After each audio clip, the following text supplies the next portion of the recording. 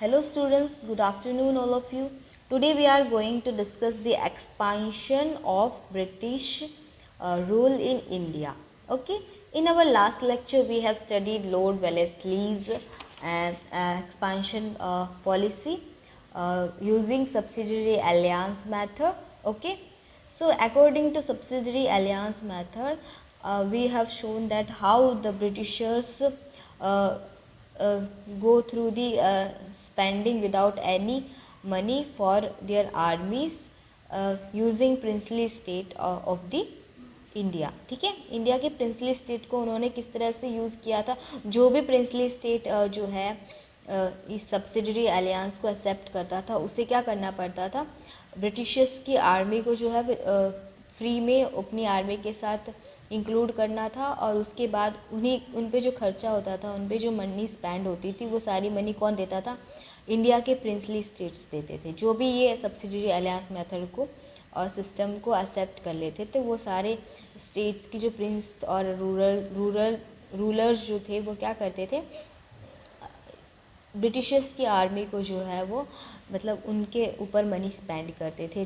फिर ब्रिटिशर्स उसके बदले में क्या करते थे, अपनी आर्मी को जो है वो अदर स्टेट के जो रूलर्स है उसके जो अगेंस्ट जो है वो फाइट करते थे और वो उसको भी जो है वो अपने अंडर कर लेते थे. इस तरह से जो है वो, और रॉयल कोर्ट में भी जो है वो ब्रिटिशर्स का एक रिप्रेजेंटेटिव होता था. ठीक है, और दूसरे कोई रिप्रेजेंटेटिव, दूसरे अदर स्टेट का कोई रिप्रेजेंटेटिव जो है वो स्टेट में नहीं होना चाहिए if the state accepted the subsidiary alliance system और पॉलिसी. ठीक है, तो अब जो है हम क्या करेंगे, expansion of British rule in India को डिस्कस करेंगे डिटेल में. After finalising the subsidiary alliance treaties of with Mysore, उन्होंने किस किस के साथ सब्सिडरी अलियांस को फाइनलाइज किया था, मैसूर के साथ, निज़ाम ऑफ हैदराबाद. और निज़ाम ऑफ हैदराबाद जो थे वो सबसे पहले जो है वो सब्सिडरी अलियांस मेथड को साइन करने वाले, और उसके विक्टिम जो सबसे पहले कौन बने थे, निज़ाम बने थे. सब्सिडरी अलियांस के फर्स्ट विक्टिम कौन है, निज़ाम ऑफ हैदराबाद. एंड मराठा चिफ्टेन्स मराठा चिफ्टेन्स जो है the British moved towards northern part of India. ठीक है, इन सबको अपने अंडर करने के बाद, उनको फाइनलाइज करने के बाद वो नॉर्थर्न पार्ट ऑफ इंडिया पे चले गए. They entered into a treaty of friendship with Nepal. Nepal जो है वो नॉर्थर्न इंडिया में तब आता था, तो नेपाल के साथ उन्होंने फ्रेंडशिप की, sensing a threat from it, और उन्होंने वहाँ से थ्रेट को सेंस किया था. ठीक है, दे फॉट यानी कि उसको अपने गले से लगा लिया था. ठीक है, यानी काफ़ी अच्छी फ्रेंडशिप हो गई थी नेपाल के साथ ब्रिटिशर्स की. They fought many battle to secure the frontiers. ठीक है, जो भी फ्रंटियर्स होते थे उनको सिक्योर करने के लिए उन्होंने कई सारे बैटल्स जो है वो फॉट किए थे. Friendly relations with the Sikh king Maharaja Ranjit Singh जो थे उनके साथ जो है वो ब्रिटिशर्स की फ्रेंडली रिलेशनशिप थी. और them to win the battle with the Afghans and establish their rule in Sindh. ठीक है, तो सिंध में जो है वो अफ़गान के साथ उन्होंने बैटल जो है वो विन किया था. ठीक है, वॉन किया था, और किसकी हेल्प की वजह से, ब्रिटिशर्स की हेल्प की वजह से. और महाराणा रंजीत सिंह का जो है वो अफ़गान के साथ जब बैटल हुआ था तो ब्रिटिशर्स ने उनकी हेल्प की और उनको सिंध का रूलर बना दिया गया. ठीक है, the British had an ambition to capture the Sikh kingdom. तो ये ब्रिटिशर्स ने ऐसे ही थोड़ी ना उन्होंने महाराजा रंजीत सिंह का हेल्प किया था. उनका एम्बिशन क्या था actually, to capture the Sikh kingdom. Sikh kingdom को अपने अंडर में लेना, उसको कैप्चर करना, उनका जो है वो एम्बिशन था, उनका इच्छा थी, उनकी ऐसी इच्छा थी कि वो ऐसा करेंगे. तो इस वजह से उन्होंने क्या किया, महाराणा रंजीत सिंह की जो है वो हेल्प की, और उनको जो है वो अपना मतलब ईमानदार, मतलब उनके ईमानदार बन गए. महाराणा रंजीत सिंह को की नज़रों में वो अच्छे फ्रेंड थे. ठीक है, और उनकी हेल्प करने वाले थे. बट उसकी मदद से, उसके बहाने से वो क्या करना चाहते थे, सिख किंगडम को जो है वो कैप्चर करना चाहते थे. कि capture the Singh kingdom which was a very powerful kingdom, क्योंकि वो बहुत ही पावरफुल किंगडम था, क्योंकि वहाँ के राजा जो थे वो काफ़ी स्ट्रॉन्ग थे और पावरफुल थे। वहाँ के राजा तब कौन थे? महाराजा रणजीत सिंह थे, ठीक है। But they could not do so as long as Maharaja Ranjit Singh was alive. जब तक महाराजा रणजीत सिंह अलाइव थे, जिंदा थे, तब तक जो है वो ब्रिटिशर्स उनके किंगडम को अपने अंडर में नहीं ला पाए, उसको कैप्चर नहीं कर पाए, क्योंकि महाराजा रणजीत सिंह जो है वो काफ़ी पावरफुल जो है महाराजा थे, ठीक है, काफ़ी पावरफुल किंग थे। इसी वजह से उनका किंगडम जो है वो काफ़ी पावरफुल था। तो जब पावरफुल किंगडम होता है उसको ईजीली कैप्चर नहीं कर पाते हैं, ठीक है। तो ब्रिटिशर्स के लिए भी यही हुआ, लेकिन जब महाराजा रणजीत सिंह चले गए तो उन्होंने कैप्चर कर लिया, ठीक है। सो दे कैप्ट फ्रेंडली रिलेशनशिप। तो उन्होंने क्या किया, जब तक महाराजा रणजीत सिंह अलाइव थे तो उन्होंने अपना फ्रेंडली रिलेशंस कैप्ट यानी जारी रखा, ठीक है। तब तक उनके साथ कोई किसी भी तरह की उन्होंने जो है वो दुश्मनी नहीं बताई और उनके साथ फ्रेंडली ही रहे वो। महाराजा रणजीत सिंह जैसे he was a strong ruler of that time, ठीक है। उस टाइम के जो है वो काफ़ी ज़्यादा स्ट्रॉन्ग रूलर थे compare to other rulers. He had set up a strong army with the help of European officers for the protection of his state. उन्होंने क्या किया था, यूरोपियन ऑफिसर्स की जो स्ट्रॉन्ग आर्मी है उसको प्रोटेक्शन के लिए रखा था, अपने स्टेट के प्रोटेक्शन के लिए। He had attend victories over many near by states. उनके जो नियर बाय स्टेट्स थे वहाँ पे उन्होंने काफ़ी सारी विक्ट्रीज़ को अटेंड किया था, यानी कि विक्टोरियस किंग जो है वो भी महाराजा रणजीत सिंह ही थे अपने टाइम के। After his death Punjab suffered anarchy, ठीक है। तो उनकी डेथ के बाद जो है वो पंजाब में अनार्की आ गया। Governor general sir Henry Hardinge came to India and brought the Sikh rule completely under the British rule with policy of interference and annexation, ठीक है। तो जो governor general sir Henry Hardinge जो है वो इंडिया में आए और उन्होंने क्या किया, जो सिख रूल है उसको कम्प्लीटली जो है वो ब्रिटिशर्स के अंडर में और ब्रिटिश रूल के अंडर कर लिया। और उन्होंने कौन सी पॉलिसी लगाई, पॉलिसी ऑफ इंटरफियरेंस और एनेक्सेशन और इंटरफेरेंस का पॉलिसी क्या होता है कि जो किसी भी स्टेट के मतलब जो अगर वहाँ का किंग नहीं रहता है तो उसमें वो इंटरफेयर कर रहे थे, वो पॉलिसी इंटरफेयर किया। और एनेक्सेशन यानी कि उसका जो अब जब जहाँ का स्टेट नहीं होता, मतलब स्टेट का किंग नहीं रहता और उसका कोई सन भी नहीं होता, तो उसको उस स्टेट को जो है वो ब्रिटिशर्स अपने अंडर कर लेते थे। तो इस पॉलिसी को क्या बोला जाता था, policy of annexation. Dalhousie's policy of annexation की पॉलिसी फर्स्ट किसने मतलब डिस्कवर की थी और लाई थी प्लान में, ब्रिटिशर्स रूल के प्लान में, वो किसने लाई थी, डलहौजी ने लाई थी। The aim of Wellesley's policy of expansion was to enslave the native kingdoms without using much of the British resources, ठीक है। तो ब्रिटिश रिसोर्सेज जो थे वो अपनी आर्मी पे जो रिसोर्सेज और मनी स्पेंड कर रहे थे उनका कम से कम यूज़ करके जो है वो किस तरह से इंडियाज़ के जो नेटिव किंगडम्स थे, इंडिया के जो नेटिव किंगडम्स थे उनको क्या करते थे, एनस्लेव करते थे और उनको एक्सपांड करते थे और उन पे सब्सिडरी अलियांस मेथड उन्होंने यूज़ किया था। द स्टेट्स, ये तो वेलेस्ली का पॉलिसी था, लेकिन जो डलहौजी का पॉलिसी था, पॉलिसी ऑफ एनेक्सेशन, वो हम डिस्कस करेंगे। The states that accepted the subsidiary alliance consider the British as their friends, ठीक है। तो वो मतलब ब्रिटिशर्स को क्या बोलते थे, अपना फ्रेंड बोलते थे, क्योंकि वो सब्सिडरी अलियांस को एक्सेप्ट कर रहे थे, तो वो मतलब ब्रिटिशर्स के फ्रेंड कहे जाते थे, ठीक है। Eventually in the absence of internal and external threat they became irresponsible and their administration started deteriorating, ठीक है। तो उनका जो एडमिनिस्ट्रेशन जो है वो डिटेरॉइट हो रहा था, ठीक है, मतलब बुरी तरह से मतलब बर्बाद हो रहा था, ठीक है। वो अच्छे से जो है वो एडमिनिस्ट्रेट भी नहीं कर पा रहे थे, ठीक है। तो एक्चुअली जो है वो इंटरनली और एक्सटर्नली कौन एडमिनिस्ट्रेट कर रहा था इंडिया पे, ब्रिटिशर्स कर रहे थे, ठीक है। The outcome of the conspiracy of British was the anarchy in many princely state, ठीक है। तो फिर उन सारे प्रिंसली स्टेट में भी अब जो है वो एनार्की आ गया क्योंकि उनका कॉन्स्पेरेंसी क्या था, उस कॉन्स्पेरेंसी का यानी उस षड्यंत्र का आउटकम क्या हुआ, ब्रिटिश जो है वो एनार्की बन गए थे। Was the anarchy in the mini princely states, यानी कि एनार्की मीन्स जहाँ पे कोई किंग नहीं रहता और उसका सन नहीं रहता, तो वहाँ पे वो जो है वो खुद उस किंगडम को जो है वो अपने अंडर कर लेते हैं। The Indian rulers got trapped in it, ठीक है।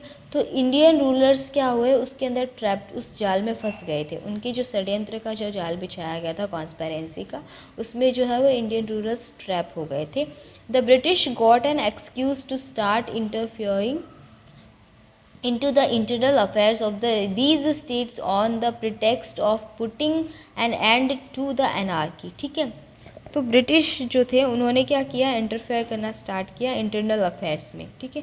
जो स्टेट के इंटरनल अफेयर्स होते हैं उसमें जो है वो किसी अदर कंट्री के पर्सन को लाइक ब्रिटिशर्स, उनको इंटरफेयर करने का कोई भी जो है वो राइट नहीं होता है, उसको कोई भी अधिकार नहीं दिया जाता है। ऐसा उनका कोई भी राइट नहीं था किसी भी स्टेट के इंटरनल अफेयर्स में इंटरफेयर करना, बट फिर भी उन्होंने ऐसा किया था।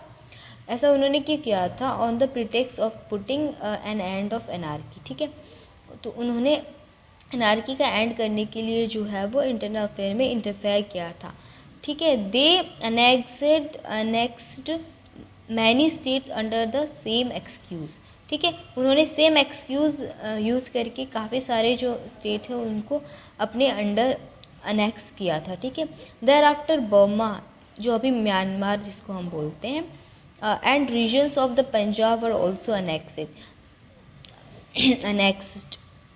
तो पंजाब के जो रीजन थे, बर्मा जो था, जब अभी म्यांमार है, वो सारे अनेक्स्ड किए गए। If the king died without a son, ठीक है, अगर कोई भी किंग जो है वो उसके पास उसका जो सन नहीं होता और वो मर जाता है, हिज स्टेट वॉज अनेक्सेड, उसका जो स्टेट है वो अनेक्स्ड किया जाता था। In this way Satara, Jhansi, Nagpur etcetera become the victims of policy of annexation. तो पॉलिसी ऑफ एनेक्सेशन के विक्टिम्स कौन से स्टेट थे, सतारा, झांसी, नागपुर एट्सेट्रा। और भी कई सारे ऐसे स्टेट्स थे जो विक्टिम बने थे policy of annexation. The first railway in India, ठीक है। तो यहाँ पे जो है वो डलहौजी के टाइम पे ये फर्स्ट रेलवे स्टार्ट हुआ था इंडिया में, वो भी हम देखेंगे किसके बीच में स्टार्ट हुआ था। Dalhousie aimed at helping the British traders to make huge profits from the trade of tea, coffee and cotton by capturing the areas that produce these commodities on a large scale, ठीक है। तो डलहौजी ने क्या किया, help किया British traders को, क्योंकि British traders जो है वो ब्रिटिशर्स के अंडर में ट्रेड कर रहे थे इंडिया में। तो उनके जो अभी जनरल कौन थे, डलहौजी थे, लॉर्ड डलहौजी के अंडर में। और उनकी हेल्प की वजह से जो ब्रिटिश ट्रेडर्स थे उन्होंने क्या किया, ह्यूज प्रॉफिट बनाया, ठीक है। कहाँ पे, in trading of tea, coffee and cotton, ठीक है। टी, कॉफ़ी और कॉटन, इन तीनों का जो ट्रेडिंग होता था वो काफ़ी लार्ज स्केल में, जहाँ पे भी इन तीनों कमोडिटीज़ का जो भी प्रोडक्शन और उनका कैप्चरिंग, जो वो एरिया जो था उनका कैप्चर किसने किया था, ब्रिटिश ट्रेडर्स ने किया था। और वहाँ पे काफ़ी ह्यूज प्रॉफिट उनको मिला था, ठीक है। क्योंकि वहाँ पे ये जो कमोडिटीज़ होती थी, ये जो सामग्री या साधन बनते थे, टी, कॉफ़ी और कॉटन, वो लार्ज स्केल में बनते थे, ठीक है। तो वहाँ पे लार्ज स्केल में बनेगा तो वहाँ पे जो है वो अगर वहाँ पे अपना ट्रेडिंग करेंगे तो उनको जो प्रॉफिट है वो ह्यूज अमाउंट में मिलेगा। तो उसमें उसकी हेल्प जो है ब्रिटिश ट्रेडर्स की किसने की थी, डलहौजी ने की थी।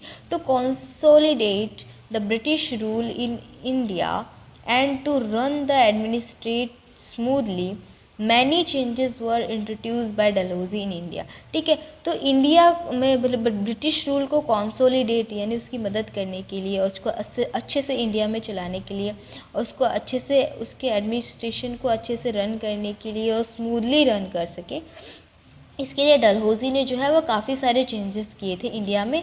डूरिंग हिज टेन्योर, उसके जो शासन और उसके टाइम पे जो है the first railway line was started between Mumbai and Thane in 1853 century, ठीक है। तो 1853 सेंचुरी जो था उसमें मुंबई और थाने में फर्स्ट रेलवे स्टार्ट हुआ था, किसके टाइम पे, लॉर्ड डलहौजी के टाइम पे।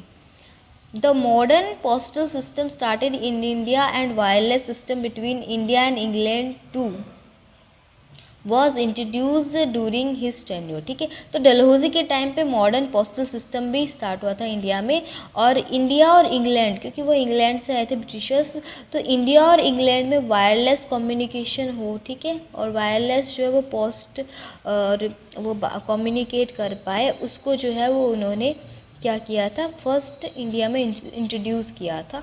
ही passed laws to ban child marriage, ठीक है, जो बाल विवाह होता था उसको बैन करने के लिए उन्होंने लॉ पास किया था, एंड एडवोकेटेड विडो रीमैरिज, ठीक है, और फिर से जो है वो मतलब जो है वो जो विधवा का जो है वो पुनर्विवाह हो सकता था, पहले नहीं हो सकता था, पहले जो विधवा होती थी उसको सती कर दिया जाता था, बट उन्होंने क्या किया था, एक लॉ पास किया था, उसको एडवोकेट किया था एक विडो रीमैरिज का, ठीक है, रीमैरिज यानी वापस से जो है वो पुनर्विवाह हो सकता था। English education spread in India during this time, उसके टाइम पे इंग्लिश एजुकेशन काफ़ी ज़्यादा फैल गया था, ठीक है। The first 3 universities in India were established in Mumbai, Chennai and Kolkata in the year 1857 century, ठीक है, और मतलब फर्स्ट 3 यूनिवर्सिटी जो है वो एस्टेब्लिश की गई थी, पहली मुंबई में, दूसरी चेन्नई, थर्ड कोलकाता। तो मुंबई, चेन्नई और कोलकाता ये ऐसे जो है वो सिटीज़ थे जिसमें 3 यूनिवर्सिटी जो है वो एस्टेब्लिश की गई थी डलहौजी के टाइम पे। Thus, these reforms were basically for the expansion of British rule and as in administration, ठीक है, तो ये रिफॉर्म्स थे जो बेसिकली मतलब for the expansion of British rule के एक्सपेंशन के लिए ये बेसिकली रिफॉर्म्स थे, एंड एज इन एडमिनिस्ट्रेशन, और एडमिनिस्ट्रेशन को इजीली जो है वो रन कर सके उसके लिए उन्होंने ऐसा किया था। Although Indians benefited later on, हाँ, लेकिन इसके बाद जो है वो इंडिया को काफ़ी ज़्यादा बेनिफिट मिला था, ठीक है। अगर रेलवे इन्होंने स्टार्ट नहीं किया होता तो हमें पता ही नहीं होता आज तक कि we can start the railway in India also. Postal system भी स्टार्ट किया, वायरलेस कम्युनिकेशन, तो और इंग्लिश एजुकेशन उन्होंने इंडिया में स्टार्ट किया था, फर्स्ट 3 यूनिवर्सिटीज़ उन्होंने इंडिया में एस्टेब्लिश की थी। तो इस तरह से डलहौजी ने जो है वो, नॉट इवन डलहौजी, बाकी सारे अदर जो है वो ब्रिटिशर्स थे, उन्होंने भी कई अच्छे काम भी किए थे इंडियंस के लिए। तो इंडिया के मतलब यहाँ पे कुछ मतलब बेनिफिट्स जो थे उसके साथ मतलब कुछ अगर मतलब कुछ जो है वो मिसयूजेस और मतलब मिसबिहेवियर्स थे ब्रिटिशर्स के, तो कुछ उनके जो है वो अच्छे काम भी थे, उनके जो है वो बेनिफिट्स भी थे इंडिया को, मतलब ये तब उनको समझ में नहीं आया, बट बाद में जो है वो later on we have benefited through the British reforms, like first railway, postal system, wireless communication, ठीक है, इंग्लिश एजुकेशन इन इंडिया, ठीक है, इसकी वजह से हम आज जो है वो बेनिफिटेड हैं। They had to suffer lot with the introduction of British reforms, ठीक है, और हम जो है वो मतलब काफ़ी सारा जो लॉट ऑफ इंट्रोडक्शन है ब्रिटिश रिफॉर्म्स का, जिससे हम जो है वो सफ़र कर रहे हैं, ठीक है। डिससेटिस्फेक्शन ऑफ पीपल किस तरह से डिससेटिस्फाइड हुए थे उनकी पॉलिसीज से। After the policy of subsidiary alliance, Dalhousie's policy of annexation shook the whole nation terrible, ठीक है, पूरा नेशन जो है वो टेरिबली मतलब भयानक और मतलब डरावना सा हो गया था। दिस और टेरिबल यानी कि बहुत मुसीबतें मतलब आ गई थी हमारे मतलब स्टेट्स के लिए, उन सारे पूरे नेशन के लिए, मतलब ये काफ़ी ज़्यादा टेरिबल था। This resulted in the dissatisfaction among the people towards the British, ठीक है, तो इस वजह से क्या हुआ, ब्रिटिशर्स की तरफ जो है वो उनका डिससेटिस्फेक्शन एस्टेब्लिश हो गया था। You must have seen the film क्रांति एंड मंगल पांडे, ठीक है, आपने क्रांति और मंगल पांडे फिल्म देखी होंगी, ठीक है, उसमें पूरा बताया गया कि किस तरह से जो है वो ब्रिटिशर्स के खिलाफ जो है वो उनका डिससेटिस्फेक्शन क्रिएट होता है। If you have not seen then try and see these movies, ठीक है, तो क्रांति और मंगल पांडे जैसी मूवी आपको देखनी चाहिए। At this time the people were suppressed under the dictatorial regime of the British. तो ब्रिटिशर्स का जो डिक्टेटोरियल रिजाइम था उससे जो है वो सप्रेस्ड हो गए थे पीपल काफ़ी। In addition to that the reform made by Dalhousie added fuel to fire. ठीक है, तो मतलब जो डलहौजी के जो रिफॉर्म्स थे वो फायर करने के लिए फ्यूल की तरह काम कर रहे थे। ठीक है, फायर के लिए हमें फ्यूल की रिक्वायरमेंट होती है, तो ब्रिटिशर्स को फ्यूल कहाँ से मिल रहा था इंडिया में फायर करने के लिए, यानी इंडिया में जो है वो मतलब वॉर और बैटल्स क्रिएट करने के लिए और फायर करने के लिए डलहौजी को फ्यूल कहाँ से मिल रहा था, reforms which are made by Dalhousie. ठीक है, तो उसने काफ़ी सारे रिफॉर्म्स इंडिया में बनाए थे, उसकी वजह से उसको फ्यूल मिल रहा था। Different people reacted differently to railways. मतलब हर एक पीपल का जो अपना जो है वो मतलब ओपिनियन होता है रिगार्डिंग दी समथिंग और सम मतलब कोई भी रूल एस्टेब्लिश किया हो या कोई चीज़ हुई हो तो सब उसके रिगार्डिंग सबका अपना अपना ओपिनियन होता है। तो इस वजह से डिफरेंट पीपल रिएक्टेड डिफरेंटली, हर एक पीपल ने अलग अलग तरीके से रिएक्ट किया to railways facilities of post and telegraph and western education. ठीक है, तो वेस्टर्न एजुकेशन पे कुछ ने अच्छा बोला, कुछ ने बुरा बोला, टेलीग्राफ पे भी कुछ जिसको अच्छा लगा उसने अच्छा बोला, ख़राब बोला वो ख़राब बोला। ठीक है, और काफ़ी फैसिलिटीज़ जो थी पोस्ट और रेलवेज़ की उसके बारे में भी उन्होंने ऐसा ही किया। Orthodox people felt that the British wanted to destroy their culture. तो उसका ऑर्थोडॉक्स ये आया कि जो पीपल थे उन्होंने ऐसा फेल्ट किया, उन्हें ऐसा महसूस हुआ कि जो ब्रिटिश है वो उनके कल्चर को डिस्ट्रॉय कर रहे हैं। ठीक है, तो मतलब उन्हें बहुत सारे ऐसे लोग थे जिनको जो है वो वेस्टर्न एजुकेशन अच्छा नहीं लगा, उनको ऐसा लगा कि ब्रिटिशर्स जो है उनके कल्चर को डिस्ट्रॉय कर रहे हैं। The reforms done by the British were basically for running the administration smoothly. ठीक है, तो ब्रिटिशर्स के जो रिफॉर्म्स थे वो बेसिकली किस लिए बनाए गए थे, एडमिनिस्ट्रेशन को स्मूथली रन करवाने के लिए बनाए गए थे। The dissatisfaction of people had reached a point of saturation. ठीक है, तो इस वजह से जो डिससेटिस्फेक्शन था पीपल का वो एक सेचुरेशन पॉइंट पे पहुंच गया and they were in the state of rebellion which resulted in the freedom movement of 1857। ठीक है, तो इस तरह से जो है वो ये जो पीपल्स का डिससेटिस्फेक्शन था उसकी वजह से वो रिबेलियन स्टेट में आ गए थे, यानी कि अब जो है वो क्रांति चाहते थे, बैटल होने वाला था for the freedom movement of 1857। 1857 का फ्रीडम का जो मूवमेंट यानी कि जो क्रांति आई थी, फर्स्ट क्रांति, वो 1857 में आई थी। यानी फ्रीडम का जो मूवमेंट था वो फर्स्ट कब आया था, 1857 में आया था। यहाँ से जो है वो फ्रीडम के लिए फाइट होना शुरू हो गया था against the Britishers. Now the exercise I am sending by Friday or Saturday to you. Now keep revising this chapter. Bye bye.